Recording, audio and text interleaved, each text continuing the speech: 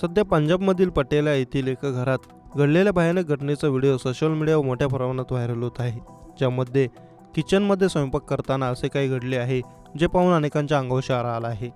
या व्हिडिओत एक महिला गॅसवर कुकरमध्ये अन्न शिजवत असतानाच अचानक कुकरचा बॉम्बसारखा स्फोट झाला। हा स्फोट किती भयंकर आहे याचा अंदाज व्हिडिओ पाहून लावला जाऊ शकतो। व्हायरल होत असलेल्या व्हिडिओमध्ये एक महिला किचनमध्ये स्वयंपाक करताना दिसत आहे। यावेळी तिथेच एक लहान मूल खेळत असल्याचे दिसत आहे। शिवाय घरातील अन्य सदस्य इकडे तिकडे काम करत असताना अचानक मोठा स्फोट होतो आणि सगळ्यांना धक्काच बसतो।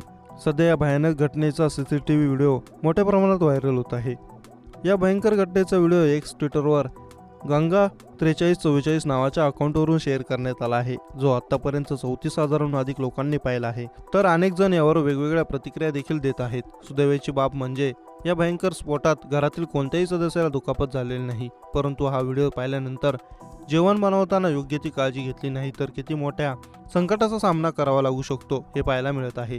व्हायरल व्हिडिओवर नेटकरी वेगवेगळ्या प्रतिक्रिया देत आहेत। एका युजरने लिहिलं, खूप भयानक व्हिडिओ, तर दुसऱ्याने लिहिलं, आता कुकरचीही भीती वाटायला लागली आहे। तिसऱ्याने एकाने लिहिलं, गिझरचा स्फोट, सिलेंडरचा स्फोट आणि आता कुकरचा स्फोट, घरगुती उपकरण सुरक्षित आहेत का नाही।